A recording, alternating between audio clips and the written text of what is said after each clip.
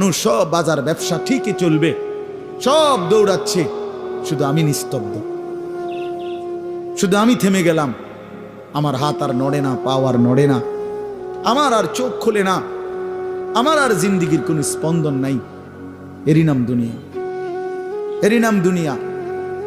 বিকালবেলা যারা জানাজা পড়ছে, এই স্ত্রী ছেলে কাঁদছে সারাদিন বাপের জন্য, স্বামীর জন্য।